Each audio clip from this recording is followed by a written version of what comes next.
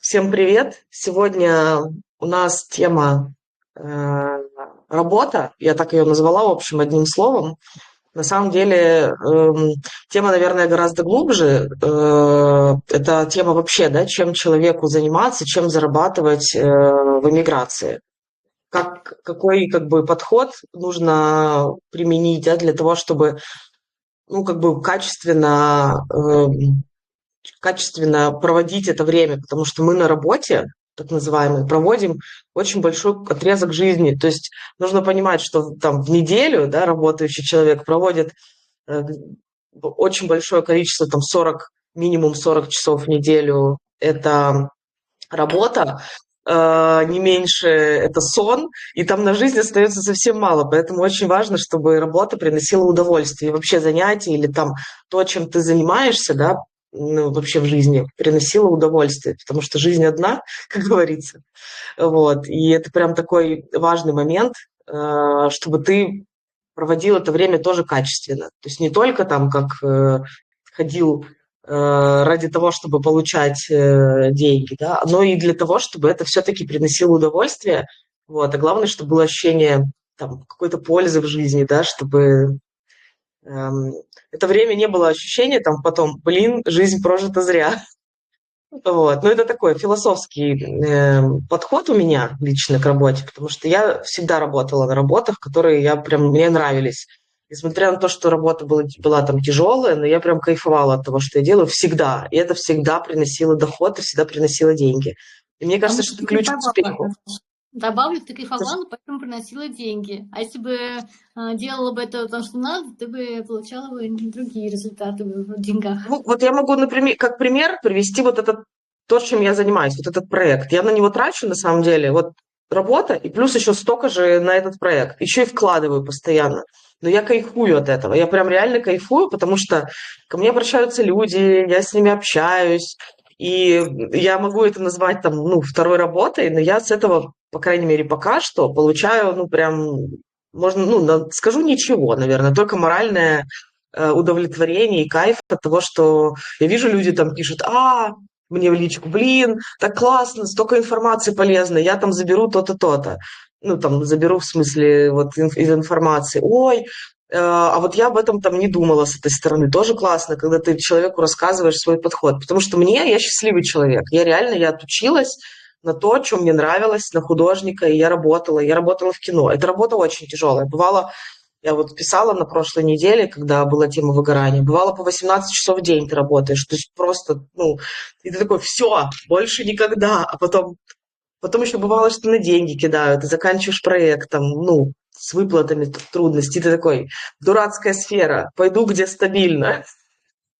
А потом все равно возвращаешься, потому что когда ты кайфуешь от этого, это как наркотик. То есть, ну, такое сравнение, то есть ты прям такой, блин, хочу на работу. Где там съемки в этот раз? Что за проект? Исторический, вау! Там какой-нибудь фантастика, мы будем на хромакей там на зеленке снимать. Все. Еще подснять где-нибудь. Ну, то есть прям классно. Я прям от своей работы кайфовала. И это важный аспект, потому что когда ты кайфуешь от своей работы, ты туда ходишь с удовольствием, ты передаешь свою энергию вот в работу, это обмен, вот, и ты действительно, ну, особенно если там, в современном мире, да, часто работают люди там больше 8 часов в день, а, и ты проводишь реально там очень много времени, иногда даже больше, чем со своей семьей. Неправильно, И конечно, но добавлю, да, да.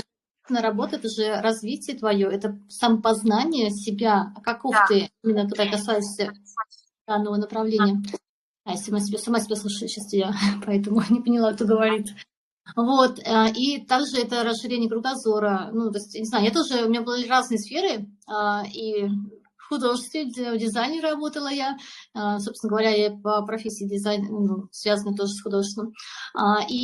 Работала в издательстве, именно связанном со звездами. Выходили, тоже ходила, брала интервью на мероприятия. Это было реально крутое время.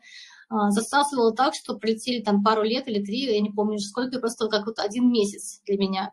И настолько тоже вдохновляет, расширяет кругозор, и себя ты полностью, ну, как-то, не знаю, трансформируешь по-другому. Это все круто. И поэтому сейчас другая у меня сфера, да, уже больше связанная с HR, больше связанная с людьми и тоже трудоустройством, грубо говоря, да. Но это тоже особый мир, и уже обладание какой-то особой экспертностью, потому что, ну, мы живем, мы работаем, если с интересом это делаем, то это все впитывается как некая необходимая информация, и ты, познавая это, тоже растешь и меняешься, и, ну, это очень круто. Если ты понимаешь, и я понимала, когда мне что-то не устраивает, там тело подсказывало, нет, не мое, я понимала, что хватит, это точно не мое, я выдерживала на работе, скажу, 4 месяца я выдерживала, понимала, что все это не мое, это я еще была молодая. Раньше, сейчас бы я уже сразу бы ушла. Вот. Тогда я понимала, что все, надо уходить, я уходила. И была счастлива, даже никуда. А когда я сейчас уже столкнулась, там, например, ну не сейчас, там пару лет, там, не помню, когда, уже несколько лет назад, я поняла сразу за один день, что это там не мое, но там была вынуждена я тоже 4 месяца продержаться, но я понимаю, что нельзя оставаться там, где не нравится, иначе Плохо. хуже же себе. Тут тоже такой момент. Во-первых, я хотела бы добавить, да, что Валя у нас расскажет сегодня классные кейсы, потому что она работает в сфере около, ну, такой, в агентстве, собственно, да, которая как платформа, получается, Это даже, для вакансий. поясню, это не агентство, это это большой, ну, я не знаю, в принципе, можно называть веб-сайт, да, можно называть HeadHunter, где размещаются и компании, размещаются и соискатели, не знаю, тут реклама, наверное, получается для тебя, А вернее. нет, это не реклама. Это Эм, даже не просто платформа, а некий мир, где просто то есть, все приходят компании для поиска людей, и люди приходят для поиска работы, и различные, помимо получения необходимой задачи, куда они приходят, они получают еще больше, чем.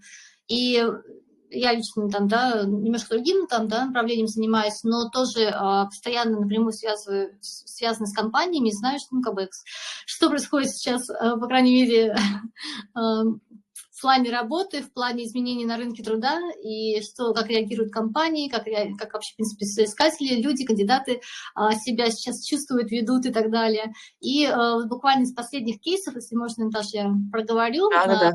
начали с тобой дискуссию интересную, что за рубежом можно порой даже себя открыть с новой стороны, да, и найти новую работу, которая даже вразрез твоей работе, но при этом ты понимаешь, что чувствуешь интерес к ней, то почему не развить, тем более за рубежом, свое направление, которое, может быть, тебя туда специально закинули, чтобы ты наконец-то занялась своим делом, а не потому что Да, поработать, да. потому что надо. И если даже взять такие профессии, как, к примеру, мы обсудили в начале, косметология, там, не знаю, бьюти и так далее, что это оказывается очень востребовано в странах, особенно для людей, которые тем более переехали, русские ищут и русских специалистов, вот, и ценники там за услуги могут быть намного выше, чем в России, а конкуренция, вы будете более экспертны, чем местные стилисты те же, вот, или другие направления тоже можно пробовать. Я не знаю, наверное, глубже тоже бы я сказала про стилистов тех же, да, вот я то, что рассказывала Да, свои можешь рассказать, конечно, истории. конечно, да. Например, те же вот парикмахеры, да, вроде бы кому они нужны? Да нужны очень. Ту же Турцию, когда я переезжала и там пару лет жила, получается, что именно на мои тонкие волосы нужны именно русские специалисты, потому что меня предупреждали, турецкие специалисты, они работают только своими, ну, привычными методами для жестких волос, и тебе не сожгут. Поэтому ни в коем случае не ходи. Так я рискнула, сходила только один раз там положить волосы, и мне они там половину волос там уже оставила я. Вот, а подруги там сходили и окрасились, потеряли часть волос. Поэтому специалисты, которые русские, там имеют, даже открывают классные салоны красоты, сами там делают некую свою среду.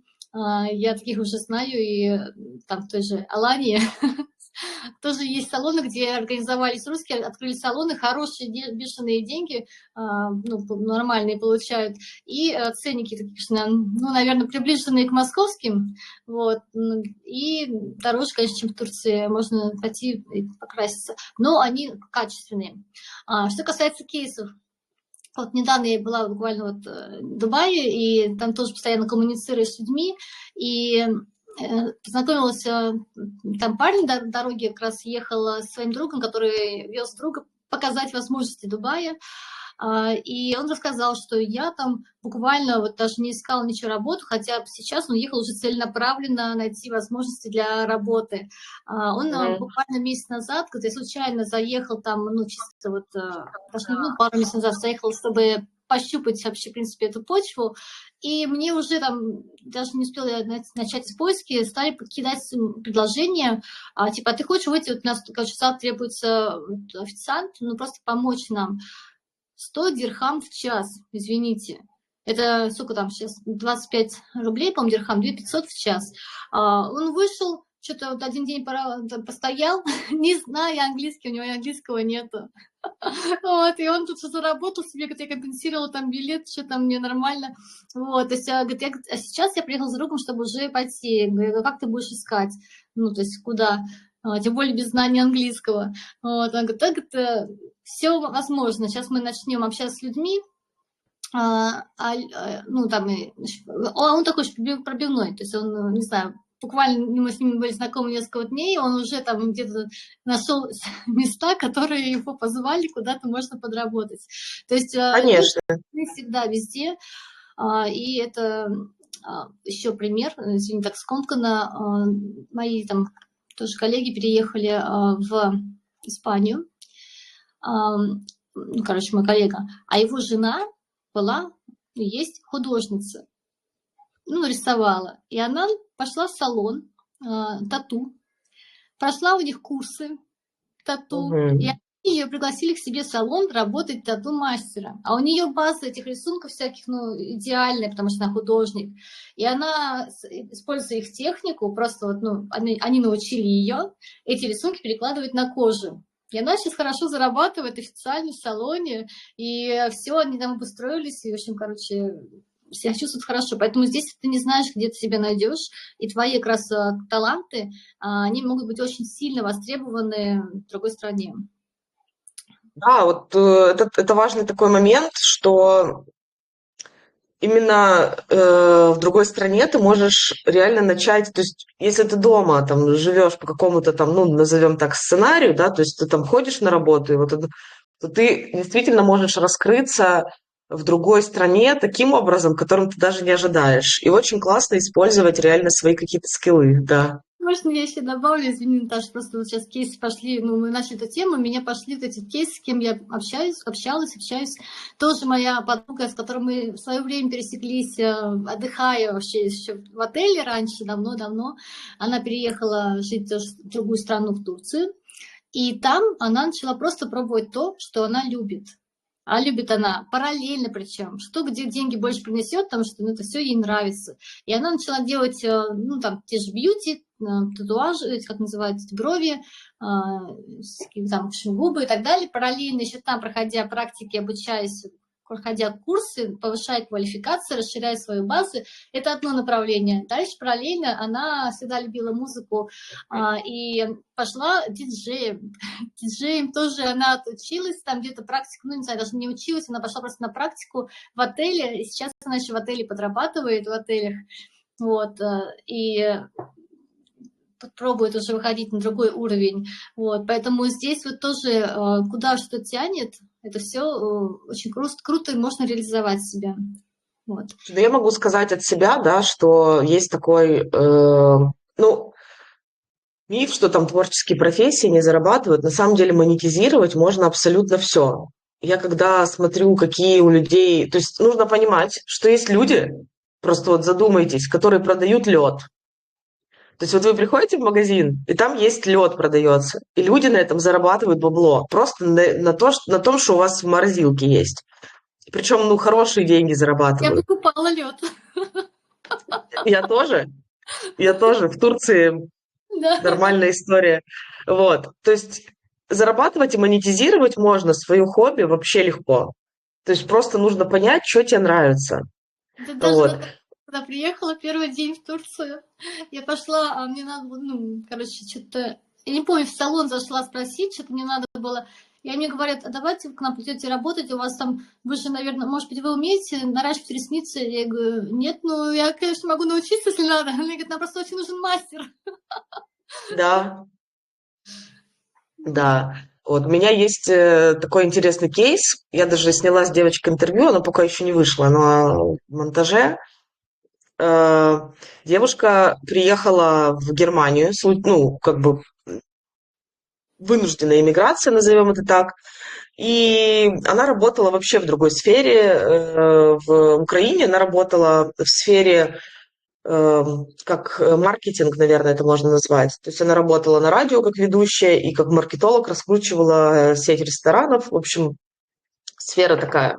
И в итоге она приехала в Германию без знания языка абсолютно вообще, zero. И английский zero, и немецкий zero. И пошла потихонечку учить язык, учила, учила, учила. В итоге сейчас она спустя 2 года, сейчас уже понятно, что больше прошло, но спустя 2 года она устроилась работать преподавателем на интеграционные курсы немецкого языка и зарабатывает 8 000 евро в месяц зарплату у преподавателя немецкого языка. Вот. Она говорит, я поучила, я смотрю, у меня, ну, как бы немецкий классно оказалось, что у меня расположенность к языкам. Потом какие-то там соседские дети что-то говорят, помоги, ну, родители говорят, помоги детям с немецким. Слово за слово, тут чуть помогла, там чуть помогла, сдала там за год на C1, ну, чуть больше, чем год, на C1 она сдала, и пошла преподавать. И говорит, я так кайфую сейчас. Во-первых, это интеграционные курсы, я общаюсь с людьми, это помогающая профессия. Я им рассказываю, как что, как устроена там типа система. Потому что в Германии помимо на курсах немецкого, помимо немецкого языка, тебе еще рассказывают так называемая политика, это называется. То есть тебе рассказывают, как устроено государство, как устроена бюрократическая система, откуда что пошло, это обязательно. И она говорит, я рассказываю людям, как нужно, ну, типа, как тут интегрироваться. Я даю людям новую информацию. Я кайфую от того, что люди благодарны. Кто-то, конечно, там, ну, везде есть, сам говорит, но как люди благодарны, как это классно, как я передаю свои знания. И я получаю за это классные деньги. Она говорит, я понимаю, что я реально, я могу себе на эту зарплату, я могу себе позволить очень много. Наши стереотипы, да, что учитель это вообще что-то, при том, что она работает, ну, типа в ну, как бы учреждение, условно государственное это называется. То есть у них реально, ну, там, типа, хорошие зарплаты учителям там в Европе, да, например.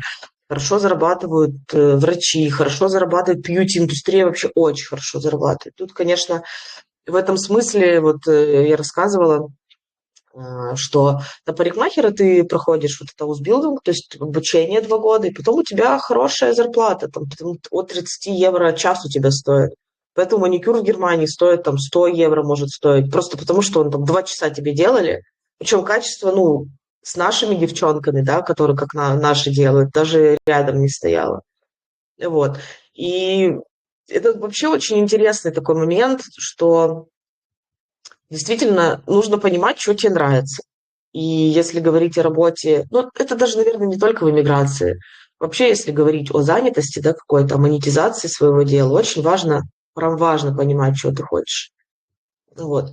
Все, ну, там понятно, что всегда люди ориентируются на деньги, но реально, если ты сидишь и работаешь на работе, которая тебе не нравится, ты будешь по ним получать, ну, зарплату, скорее всего, гораздо ниже, чем ты мог бы зарабатывать, если бы занимался тем, что нравится. Потому что когда ты кайфуешь, когда ты рассказываешь даже о парикмахерском каких-то историях, там рассказываешь вот с такими горящими глазами о том, ко мне пришли вот такие волосы. Я помню, я как-то ходила к парнишке, у него свой салон, парнишка, ну да, друг, у него свой салон в Московской области, и он учился на колориста. И он мне красил волосы, говорит, я буду на тебе экспериментировать. Прям он красит, каким-то синий мажет, потом такой, говорит, сейчас у тебя там... А в итоге там офигенный, красивый блонд получается, такой стальной. И ты смотришь, и я прям видела, как у него глаза аж вылезали из орбит от кайфа, от того, что он делает. Ну и, конечно, когда он там отучился, у него окрашивание там, ну, стоило прилично. Сейчас я уже... Это было лет 6, наверное, 7 даже назад, и у него тогда еще окрашивание там 70 евро, долларов тогда, доллар, $70 стоило. вот, то только окрашивание, вот. И к нему толпа просто, к нему записаться было сложно уже, потом, когда он отучился, я к нему там приезжала в Подмосковье, я была готова ехать из Москвы в Московскую область к такому специалисту за большие деньги, просто для того, чтобы меня покрасили, вот. А на Западе такие специалисты вообще на вес золота, потому что у них правильно ты заметила, что вопрос в том, что они не умеют работать с нашими тонкими волосами где, ну, кто-то. То есть очень у многих здесь, в Европе, жесткие волосы, у многих народов там, ну, вот, а они не умеют с ними работать. И в Турции тоже такая же проблема. В Америке тоже такая проблема есть, потому что там у людей очень густые волосы. То есть они хоть и светлые, как у нас, но они густые. И вот с такими тонкими, не густыми, да, жидкими волосами работают хорошо наши мастера. И девчонки наши готовы реально платить деньги за то, чтобы им сделали классно. А видя наших девчонок, ну, другие местные тоже такие, типа, вау, а я тоже себе так хочу. Вот. И, собственно, таким образом работает сарафанное, хотел сказать, сарафанное радио, вот, и люди зарабатывают. Вот классно, что ты рассказала такие кейсы. Я знаю одного парнишку, который уехал в Дубай и работает там при отеле, эм, за бассейном следит, как спасатель. Вот. И он говорит, я работал в офисе в России, в офисе. Ну, и говорит, просто сидел как-то, думал, блин, как меня все задолбало, а что бы как бы поехать в отпуск, денег нет. И, говорит, случайно такой наткнулся где-то на Фейсбуке или где-то на вакансию в Дубае. Такой по приколу, говорит, отправил. Они говорят, да приезжайте. Приехал, и он прям сейчас, вот прям я его, когда вижу фотки, он там кайфует.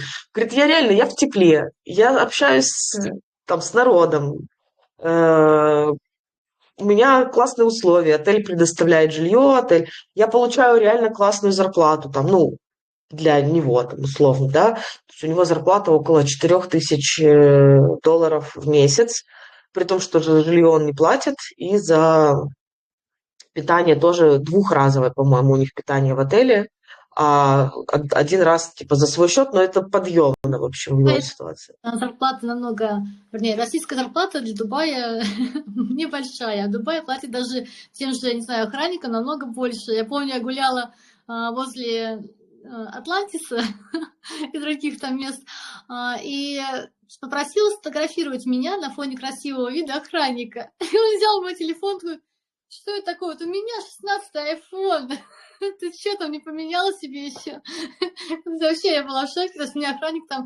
То есть они нормально себя чувствуют, потому что они, да, обеспечены в некоторой степени компанией, которая их нанимает, да, и плюс там, ну, условия и так далее есть. Да, да. Причем еще раз хочу обратить внимание, что мы сейчас обозначаем, да, или перечислили профессии, которые не требуют специального знания там языка. Ну, я не говорю про учителя, окей, этот кейс. Но опять нужно понимать, она приехала, говорит, я такая думаю, ну, полгода, говорит, у меня была депрессия, ну, выйдет интервью, она, послушайте, кому интересно будет. Но потом, говорит, я подумала, ну что, я могу, ну, типа, из-за того, что иммиграция была выдана, говорит, я могу просто сидеть, ковырять в носу и ждать, что, типа, там, и думать, как жизнь тяжела и несправедлива ко мне. А могу, если у меня есть такой шанс, выучить немецкий. Она говорит, я подумала, даже когда я вернусь домой, вот так мысль была, у меня зато будет немецкий, а он мне, типа, где-то да пригодится. То есть ничего просто так не бывает. И начала, говорит, учить его. Вот, потом, ну, она такая, она девчонка одинокая, потом говорит, я подумала, где я могла бы практиковать? Наверное, на каком-нибудь, типа, там, сайте знакомств.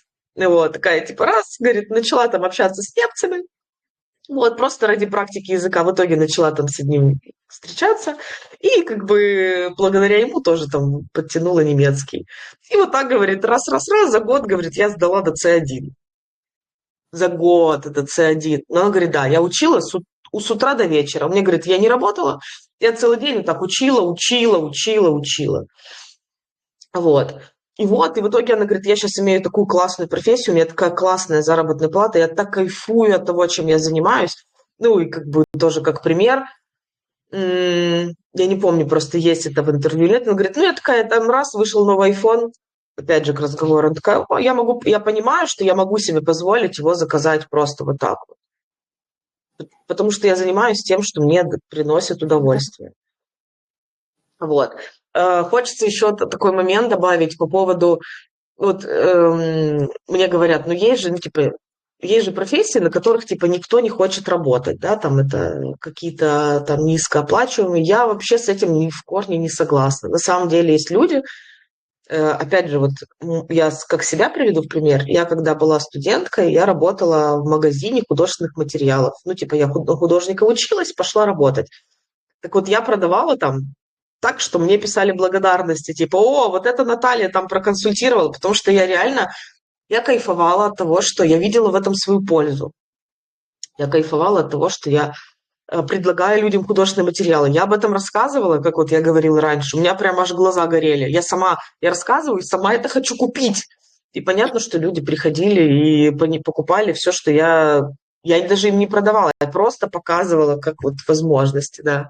Добавлю себе, как в школе, руку поднимаю. А, Ну, тоже профессия, которая не совсем как все хотят, да, тоже, когда была в студенчестве, мне реально были нужны деньги, как говорится, когда на запросы все идет, мне просто один момент, я подумала, нужны деньги, чтобы мне что-то не хватает для обучения, и прям мой друг написал, типа, слушай, у меня, короче, там в компании требуются мерчендайзеры. Какой мерчендайзер? Я вообще не хочу туда идти. Говорю, блин, пожалуйста, выручи. Вот, так, ну ладно, я выйду, мне нужны деньги, ну чисто вот на там, недельку, там месяц максимум, все, это что, мне это не надо. Так я вышла, мерчендайзер по продаже дрелей, дрелей, русских дрелей в Ашан. Ну там не Ашан продает, а именно фирма в себя продвигала. И, короче, тогда еще это было Бикора, не знаю, весело, нет. И я такая вышла, боже мой, такая профессия, такое место, где продавать в Ашане, стоять. Там еще конкуренты были, Bosch, которые меня там, ну, короче, пытались там подвинуть. Так, моя фирма, русский инструмент. Я настолько вот, ну, вдохновилась, что я буду продавать. Я была единственная девочка во всех в этой компании среди остальных мерчендайзеров, остальные были мужчины. И я единственная делала планы продаж. Я продала им все дрели, которые были в Ашане, там Бош плевался, говорил, я не буду выходить в смену, когда будет Валя, я выйду в другую смену. Ну, короче, наши конкуренты, которые, они реально не хотели. Ну, вот, а все вот эти вот мужчины, которые приходили покупать все дрели, они, я не знаю, они слушали ли, но они покупали все, что я им рассказывала. Вот. И я продавала, мне даже это нравилось, тем более план выполнять и получать больше денег, чем остальные. Но я перестала продавать резко, когда поняла, что эти дрели не российские, а китайские. Я разочаровалась и ушла. Я говорю, вы как могли? Мне такое говорить, что они российские. Я не могу больше, мне рука не поднимется поднять, даже продать их. И все. Вот, да. Да, Сейчас я хотела бы, знаешь, что? Мне кажется, мы очень много кейсов да. рассказали, и ему хочется какую-то немножко структуру, какую-то пользу дать, да, этим выпускам, что не только, то есть важно понимать, да, чего ты хочешь, и на этом важно, ну, не важно, а на этом классно зарабатывать, то есть классно монетизировать то, чем и заниматься тем, что тебе нравится. И дальше возникает вопрос, да, вот как попасть как устроиться на работу и так далее.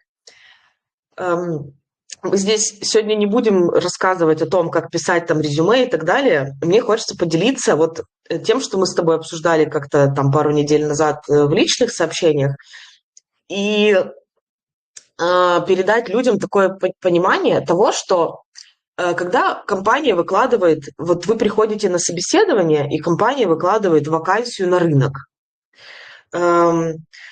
У нас есть еще с постсоветского времени такое понятие, да, что типа тебе работа нужна больше, чем ты работе. То есть вот ты, ну как бы вот я нуждаюсь в работе. То есть очень многие приходят на собеседование или там ищут вакансию из позиции, что мне нужна хоть какая-нибудь работа. И соглашаются очень часто на какие-то условия, которые их могут не устраивать или еще на что-то. Я бы хотела вот немножко поменять в сознании человека, да, который смотрит это видео, понимание о том, у кого такой же взгляд, да, как раньше, что типа я соглашаюсь, на меня наваливают еще работу, а я вот соглашаюсь и продолжаю тут работать. Понимание того, что вот компания выложила вакансию на рынок, и эта вакансия, они ее выложили не просто так. Они готовы платить деньги, потому что у них есть пул работы, которую некому выполнять. У компании есть проблема. И когда ты приходишь на собеседование, они тебя рассматривают как человека, который будет решать их проблему. Не ты решаешь, не они типа там решают твою проблему, они готовы тебе платить. Нет, ты решаешь их проблему, и за твое решение, ну, за твою помощь они готовы платить.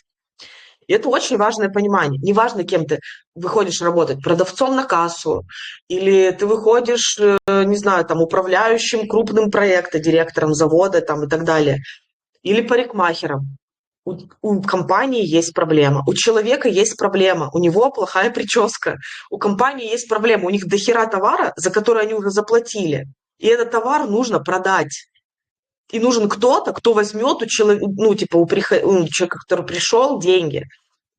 У компании есть проблема, у них есть товар, нужно, чтобы кто-то его расставил так, чтобы его продали, вот как Валя рассказывает, Или мерчендайзинг. да, те же курьеры. Вот. Есть огромный завод, и в нем куча работников. И есть нужен человек, который будет ими управлять, который им скажет, нужно делать вот это и вот это. Именно за решение проблемы компания платит деньги. И когда ты приходишь на собеседование, когда ты пишешь резюме, ты всегда пишешь там сопроводительное письмо. В первую очередь возьмут того человека, который проговорит или расскажет, что он решит проблему работодателя. Когда ты приходишь и говоришь, вот ты смотришь, вакансия висит, прочитай обязанности. Это очень важно. Напиши в сопроводительном письме, что прям ты читаешь обязанности, там, я не знаю, расставление товара.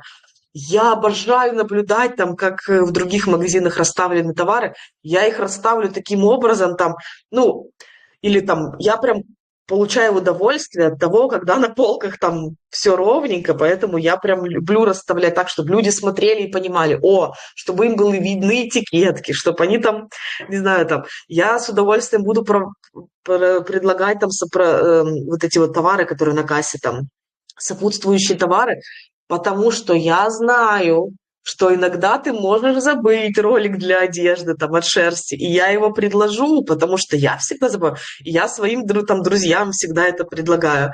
Если это какие-то маленькие камерные компании, прочитай их ценности и скажи, вообще ваши семейные ценности очень близки мне, я сам там, ну, если это, например, ну, вот сейчас как пример, там, кафе азиатской кухни, ты приходишь официантом, да боже, я обожаю эту кухню, я всем своим друзьям уже рассказал, что я к вам иду на собеседование, они в восторге и будут там к вам приходить. Я с удовольствием буду в своих социальных сетях там про вас рассказывать, чтобы у нас было больше клиентов, потому что эта культура мне близка, я бы хотел как можно больше людей, чтобы попробовали там вашу кухню или там такое. То есть нужно понимать, что в компании есть боль. И ты, как доктор, вот доктору платят за то, что он лечит болячки, ты такой же доктор, только в своей сфере. Ты лечишь боль и проблему компании, и они платят тебе за это деньги. Чем эффективнее ты лечишь эту боль, тем больше денег ты имеешь право получать за это, тем выше твоя экспертность, тем больше ты можешь, ну, там, расти, да. Опять же, если ты кайфуешь от того, что ты лечишь, как врачи, вот многие, я знаю врачей-фанатиков, они прям кайфуют от того, что ты их даже не спрашиваешь, они тебе прям сразу говорят, тебе вот это надо, вот это надо. Когда ты занимаешься вот такой работой, которая тебе в кайф, которая тебе нравится, и ты хорошо в ней понимаешь боли компании, ты можешь за это получать очень хорошие деньги вообще в любой сфере. И расти дальше в этой компании. Конечно, конечно. Вот, опять же, вот мы обсуждали до этого, и это классная история о том, что у нас есть понимание такое. Это, наверное, я не знаю, может быть, сейчас что-то поменялось. Вот, кстати, интересно у тебя узнать. На Западе крупные корпорации очень редко, ну, не так часто, у них есть такой закон 60/40. 60%, 70/30, вот так, по-моему, 70/30, 60/40 это про другое. 70/30, 70% сотрудников, точнее, управляющие верхушки, это люди, которые выросли, и только 30% это с внешнего, ну, с внешней стороны наемные сотрудники, да, именно управленцы. То есть 70% людей, которые работают в управлении, это люди, которые выросли внутри компании. Это прям обязательный закон. То есть ты можешь прийти грузчиком в крупную компанию, и у них прям они двигают тебя вверх сами. То есть я лично знаю людей, которые пришли работать там кассирами, которые пришли работниками склада, и сейчас они управляют сетью спустя 8 лет, 8-10 лет. Да, это не то, что ты пришел завтра, но нужно понимать, что, к примеру, если у тебя есть мечта там работать в крупной корпорации на управляющей должности, у нас, например, может быть, это опять же мой стереотип, но я прям помню, что есть люди, которые годами работают там продавцами на кассе, в сетях, и их не двигает никто. На Западе система другая. Они обязаны двигать людей. У них прям по регламенту, потому что у них есть такое понимание, что если человек 2 года или более работает на одной и той же позиции, скорее всего, он выгорает, ему становится неинтересно.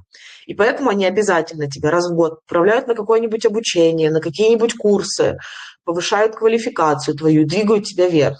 Если даже ты эффективен на своей работе, скорее всего, то есть они говорят, что если ты там супер, не знаю, супер грузчик или супер продавец-кассир, через 2 года, скорее всего, твой энтузиазм уменьшится. Либо, если ты можешь сказать, нет, я хочу продолжать работать на этой позиции, мне нравится, они поднимают тебе зарплату. У них происходит обязательная индексация, причем там не на 5-10%, а прям там на 30%, иногда на 50% увеличивают заработную плату. И это прям такой интересный момент, что очень многие наши ребята, кто приехал, да, такие первое время, ой, фу, я туда не пойду работать, ну что я там, я вот был там боссом, там у себя дома, а сейчас что, я пойду туда, а потом приходят и обалдевают. Вот человек сейчас сдал, у меня знакомый лично сдал экзамен B1 на курсах немецкого, пошел работать вот в сеть, и он работал когда-то в Украине закупками, как это в голове картинка есть, управлял, распределял товар, Кока-Колу по сети супермаркетов в Украине, что-то такое, в общем. И они увидели там в резюме, что он работал с колой, что крупная компания, и такой, вау, типа, мы вас берем. И вот, то есть их заинтересовало это, да, что у человека есть амбиции, они увидели в резюме, говорят, понятно, мы вас можем взять вот на стартовую позицию. Так вот, на стартовой позиции со знанием языка B1, B1 это на самом деле очень низкий уровень языка.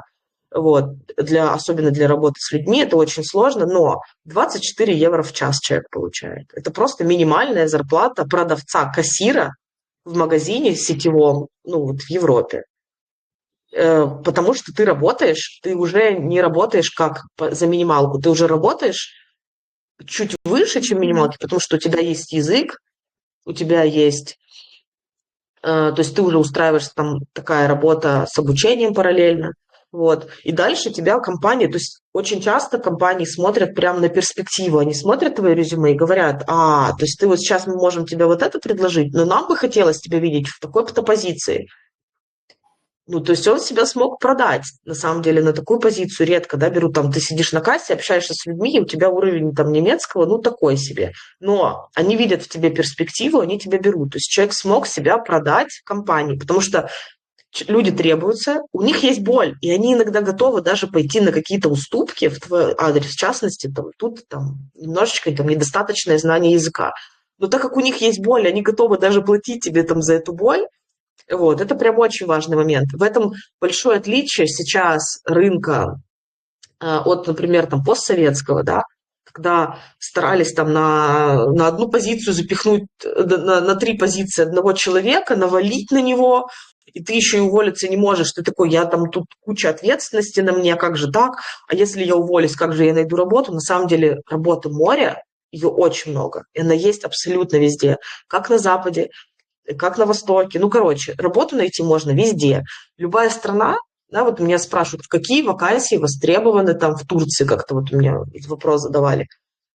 вакансии в Турции востребованы любые. Там нужны все, потому что там люди точно так же, как и в России, и в Украине, и в Казахстане, кушают, писают, какают, спят, ходят на маникюры, на педикюры, используют смартфон, используют приложения, которые там кто-то программирует, пользуются Google картами или там не Google картами, пользуются картами, точно так же живут, как и у нас, и им точно так же нужны все вакансии. То есть вот их просто вот веер вакансий, и нужны все везде. Главное понять, чем ты хочешь заниматься.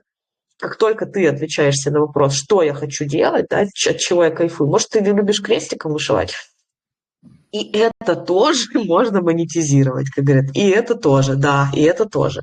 То есть люди, которые которым такое востребовано. В частности, там на Западе там какие-то модные дома, да, им прям требуются люди, которые умеют вышивать, которые умеют там декоративные какие-то штуки делать. И за это тоже готовы платить, причем не маленькие деньги. То есть на этом тоже можно зарабатывать.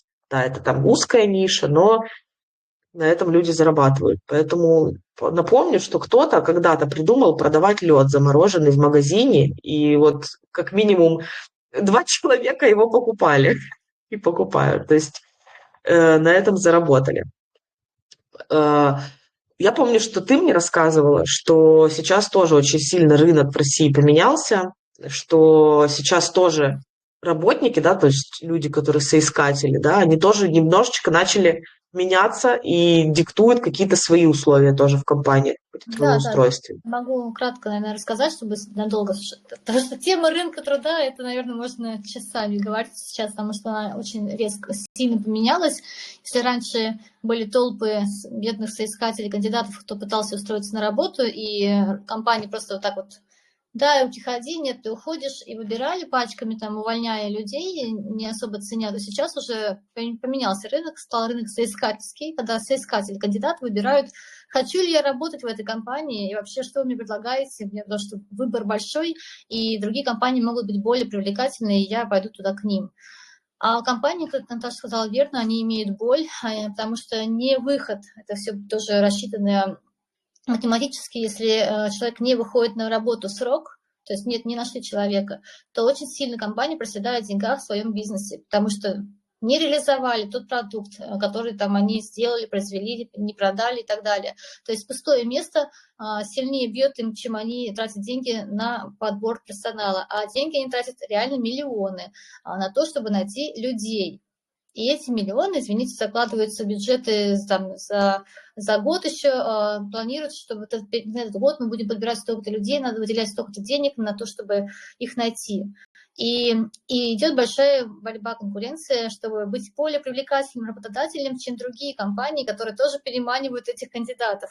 В силу того, что сейчас в России особенно такая особенность демографии, да, яма демографическая, людей не хватает, потому что те работающие люди, которые сейчас есть, молодые, активные, звонкие, которые всем нужны, их стало меньше после определенных событий 90-х годов, да, то есть меньше родилось, меньше людей теперь на рынке труда. И компании пытаются их себе забрать, особенно качественных, ну, то есть людей, которые, ну, имеют какие-то классные знания, и пытаются их конкурировать.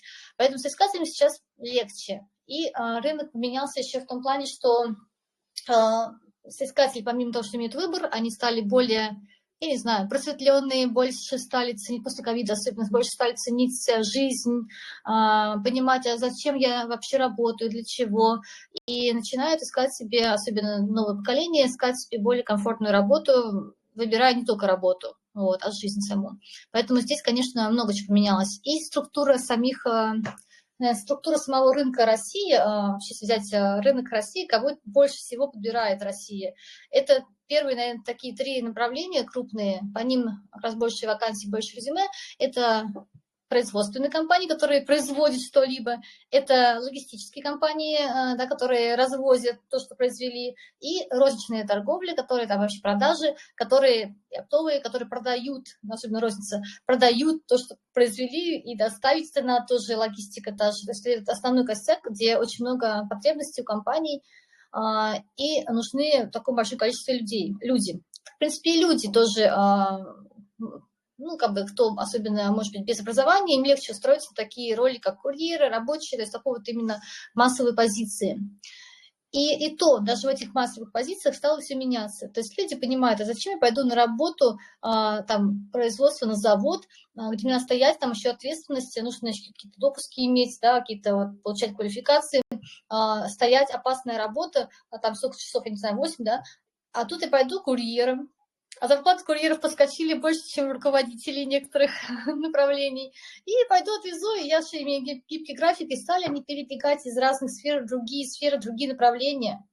Компании, ну, стали тоже предлагать внутри себя людям перешагивать на другие тоже роли. Может быть, ты устал быть, я не знаю, там, бухгалтером, пойдем в HR, грубо говоря. Такое тоже стало вот меняться. То есть те компании, которые сейчас стали гибкие, они видят, что рынок меняется, и надо, чтобы тоже эволюционировать, надо меняться под этот изменчивый мир, изменяться, и стали тоже идти, и получать результат. То есть компании сейчас тоже пытаются найти людей там, по реферальным по программам, то есть они приглашают тех, кого уволили раньше, вернитесь к нам, пожалуйста, просят там друзей привести друзей и так далее. То есть пытаются тоже разными путями людей набрать. Люди нужны. Плюс, ну, понятно, что и удаленно пытаются тоже людей, которые разъехались, себе тоже удаленно хотя бы вернуть на работу, хотя там уже другие перспективы у людей, которые уже уехали, и очень много тоже кейсов, которые, работая удаленно, все-таки потом выбирали работу, меняли уже локальную, где они в стране находились, потому что это, наверное, естественно, находясь в другой стране, живя другими уже законами, когда ты уже погружаешься и легализуешься уже там, да, легализуешься, ты просто уже начинаешь, ну, жить, работать там, где ты уже, ну, то есть это уже как некий пазл складывается, что если ты сидишь уже там, то ты уже не будешь, наверное, рано или поздно поглядывать, возвращаться там даже онлайн в Россию, да и вот. Поэтому здесь, конечно, российский рынок, он тоже меняется. Где-то даже начинают поглядывать на Европу и какие-то тоже моменты, ну, в принципе, на зарубежные страны, и практики некоторые вводить и в России. Поэтому здесь, наверное, такой момент, что в России работу вы всегда найдете. Ну, вопрос, какую, где вы хотите работать, хорошие, качественные, то есть не только массовые позиции, да, смотреть, не только там продавцов, кассиров, курьеров там и так далее.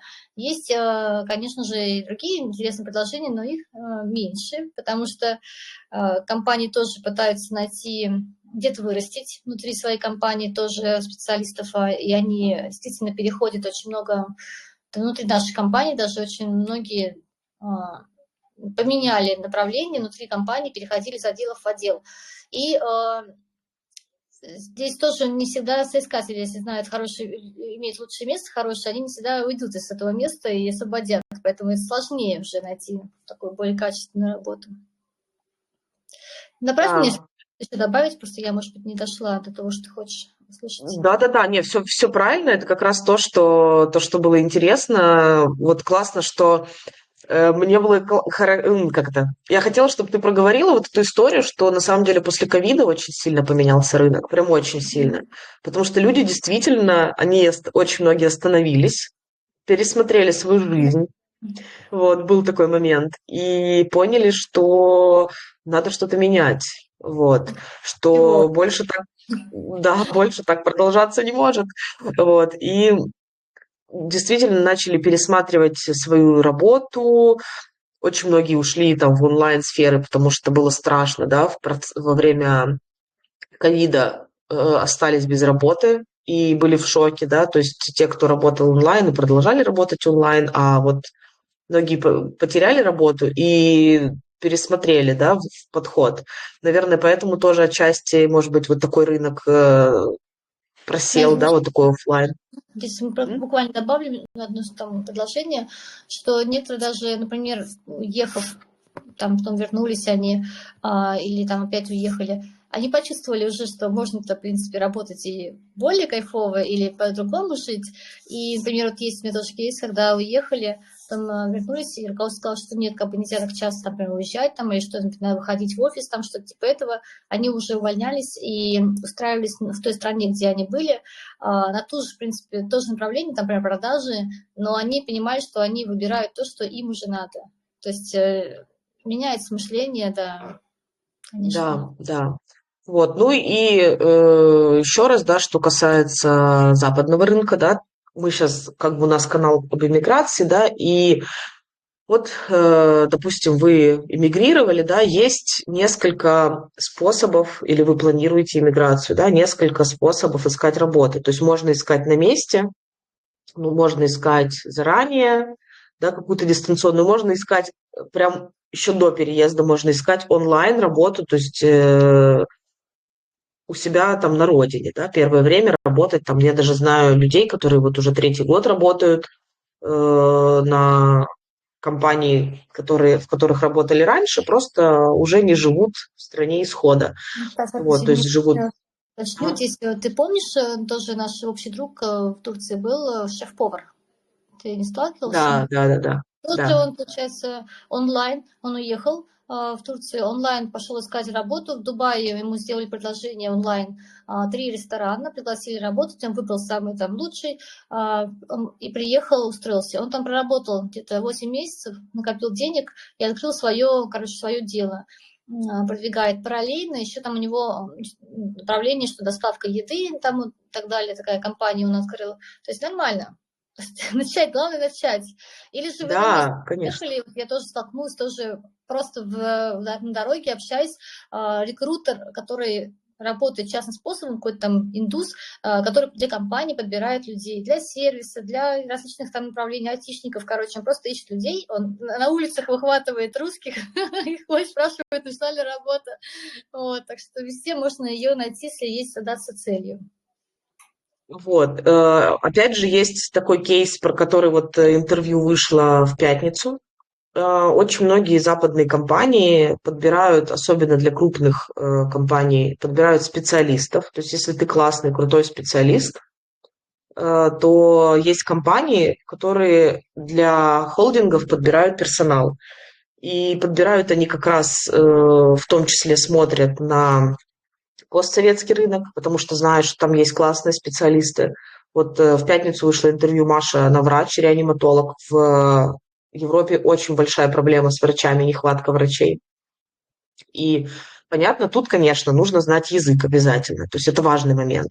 Но нужно понимать, что эти компании подбирают персонал, им платит компания. То есть не ты платишь, что тебе работу подбирают, а ты к ним обращаешься, говоришь, я такой-то специалист, и они помогают тебе составить резюме, они помогают тебе пройти собеседование, они помогают тебе, то есть на всех этапах прохождения, то есть с трудоустройством они тебе помогают, сопровождают тебя.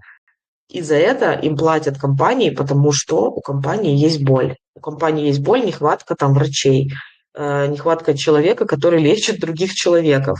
Вот, позиция есть, и на нее выделен бюджет не просто так, не потому что им очень хочется кому-то заплатить, или им там тебя жалко, там, потому что ты нуждаешься, нет. И предлагают условия очень хорошие, то есть предлагают сразу жилье, предлагают какое-то предусмотрены какие-то деньги на питание, или предлагают питание на месте, то есть они тебя кормят, пока ты там, подтверждаешь диплом, подтверждаешь документы, эти же компании помогают тебе с подтверждением всех документов. Все это происходит за счет компании, которая принимает тебя. То есть просто нужно понимать, да, если у тебя есть желание, ты подаешься, ты ищешь пути, ищешь способы и так далее. Вот, то есть действительно у нас было просто такое понимание, да, как мне кажется, мое мнение, что в советское время большинство компаний, или можно сказать, что все компании были государственные, там было выделено определенное количество позиций, да, и очень часто руководству даже было пофиг, кто на них работает, потому что все получали деньги от государства. Когда пришли там 90-е, и еще было вот это мышление того, что ты можешь просто приходить на работу, отсиживать время, и тебе платили деньги не за твою экспертность какую-то, да, а платили просто за твое время. Вот. Сейчас рынок поменялся, очень много частных компаний, а частные компании финансируются уже из кармана частного лица. И тогда, ну, то есть, и поэтому рынок поменялся. То есть компании ищут сотрудника, который будет эффективен, а не просто отсиживать свое как бы место, да, просто так сидеть. Это было первое, что поменялось. А дальше сейчас появилось понимание, да, того, что вот у меня есть моя компания, у меня есть моя боль, и я ищу не просто сотрудника, да, который будет, ну, типа вот экспертным, а который конкретно будет закрывать мою потребность, мою боль. Вот, то есть сейчас рынок еще поменялся после 90-х, да, спустя вот это 30 лет, вот этот пласт.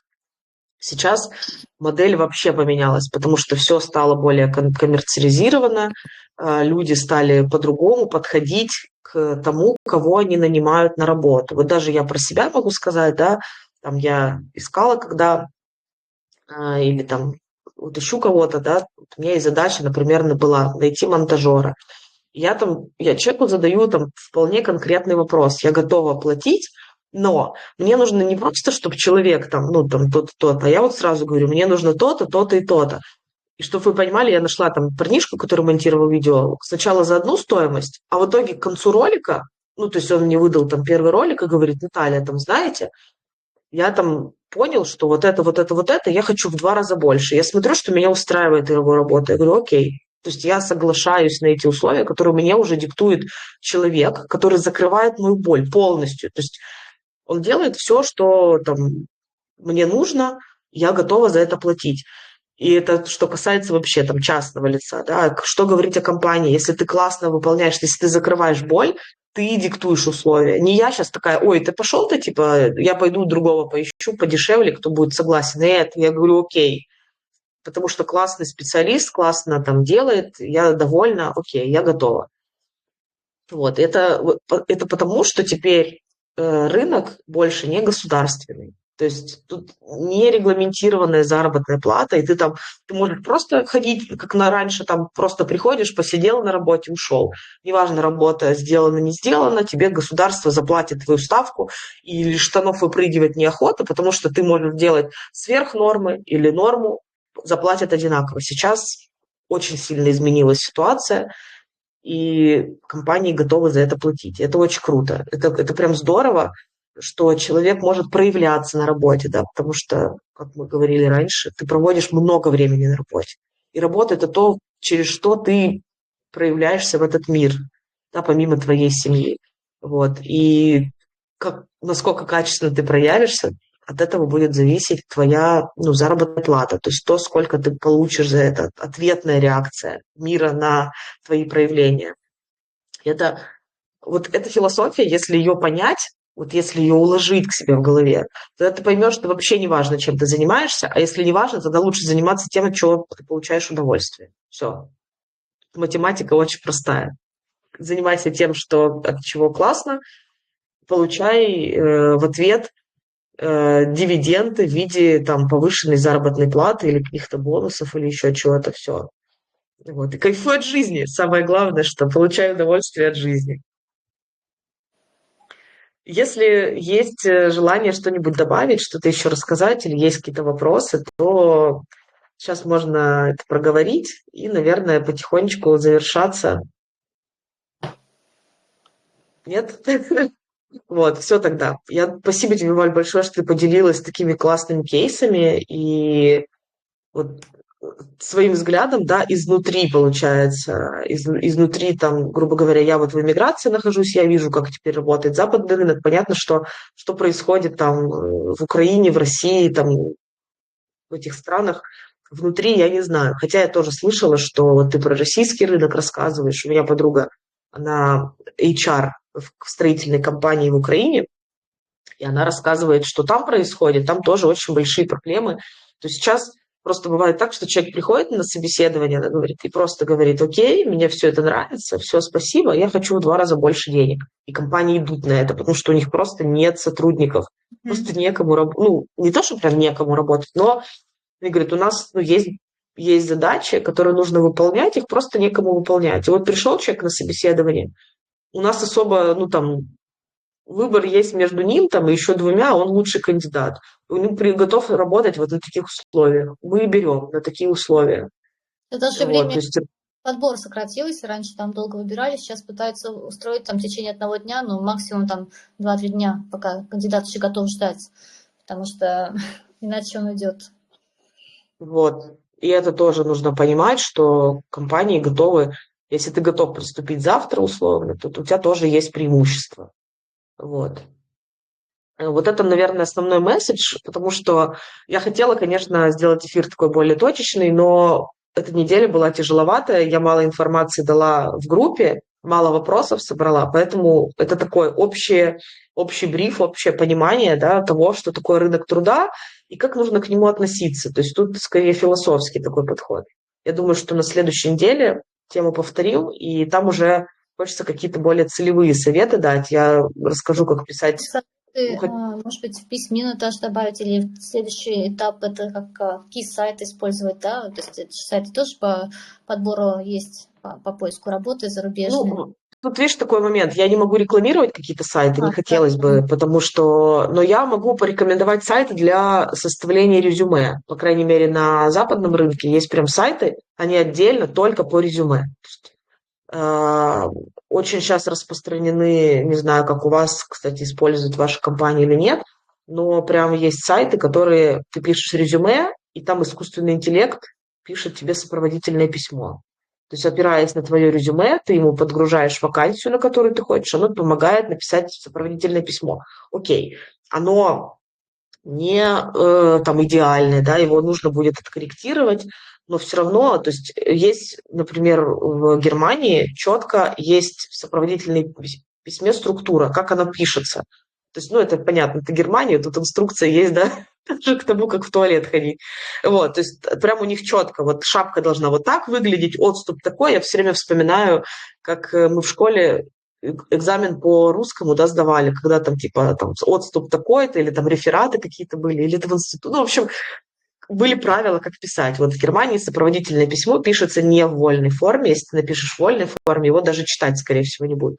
И прям есть сайты сейчас, которые ты можешь туда отправить свое письмо в вольной форме, оно тебе выдаст в нужном формате. И такие сайты есть по разным странам европейским. Если вы хотите устроиться именно вот в какую-то европейскую страну, вот я об этом расскажу через неделю, потому что сегодня это такое, я же говорю, очень хотелось передать вот эту вайб и философию того, что человек должен, может, не должен никому, может заниматься тем, что ему нравится, потому что и было бы лучше заниматься тем, что нравится, а не тем, что придется, потому что на этом ты больше заработаешь, ты больше реализуешься, и ты закроешь боль, ты будешь себя чувствовать более полезным. Блин, вот эта полезность, я как-то помню, слушала интервью по радио. Я еще тогда в институте на первом или на втором курсе училась. И там говорят, вы провели соцопрос о том, какие люди на работе чувствуют себя самыми счастливыми, типа, кто на работе счастлив. И первое место, там самый высокий процент, это оказались сантехники. Вот. Мы такие, типа, чё? И они потом объясняют, там психолог объяснил, потому что у сантехника есть короткая задача, вот он пришел, типа, починил, он быстро видит результат своей работы. И поэтому он чувствует себя более счастливым. То есть он выполнил, увидел результат, получил, типа, еще и за это там деньги. И вот они даже, несмотря на то, что это небольшие какие-то там суммы, но они чувствуют, они кайфуют от своей работы, потому что у них там, ну, это тоже вопрос такой отдельный, да, там про ответственность. Ага. Именно даже добавлю в сторону полезности, да, вот именно слово полезность. То есть вообще изначально глобально, когда мы идем к своей цели, да, и там, чтобы быть счастливыми, но при этом, когда мы еще делаем счастливыми других людей, то есть мы полезны еще для какого-то вот большого общества, наше предназначение изначально не только для нас, мы сюда пришли, чтобы еще и что-то сделать для этого мира, для людей. И когда это мы достигаем, то это еще больше счастья, да, чем просто для себя. Да, то есть нужно понимать, что когда ты на работе выполняешь свою работу классно, ты за это получаешь деньги, то есть это обратный поток какой-то, назовем это энергией, да, то есть, ну, это обратный ответ на твои действия. Ты при этом еще и чувствуешь себя полезным, то есть ты кайфуешь. Вот есть такая техника там, когда ты каждый вечер пишешь, что хорошего было за день, еще там внизу ну, там в конце обязательно пишешь, что ты хорошего сделал для других. Вот. Это дает тебе реально вот это чувство нужности, ощущение полезности.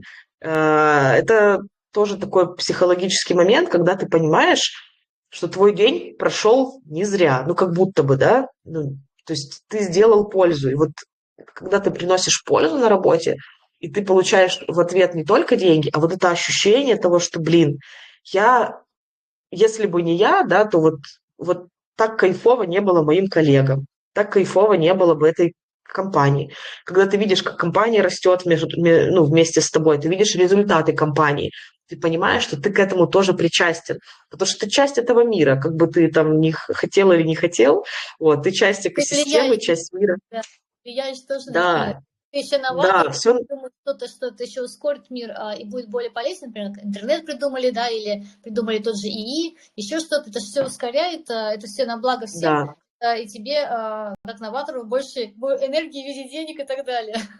да, да, то есть вот когда поменяешь свой подход к этому, ты уже дальше по-другому будешь рассматривать подбор работы, что работа это не просто как раньше, это просто место, где ты, опять же, там, устраиваешься либо по знакомству, либо там случайно, как мне люди говорят, ну, я случайно устроился на работу. Когда ты к этому подходишь осознанно, ты понимаешь, что у тебя есть выбор. У тебя есть выбор, с кем общаться, в каком коллективе работать, за что получать деньги. Вот, может, тебе есть люди, вон, которые ездят по разным странам, следят за животными или за домами просто, и тоже за это получают деньги. Как есть же вакансии, когда пишут там, есть прям целые группы, когда люди говорят, вот мы уезжаем там на полгода, у нас остается дом где-то на острове, в нем типа 5 кошек, 3 собаки. Вот мне нужен человек, которому я готов платить, кто будет смотреть за моими животными.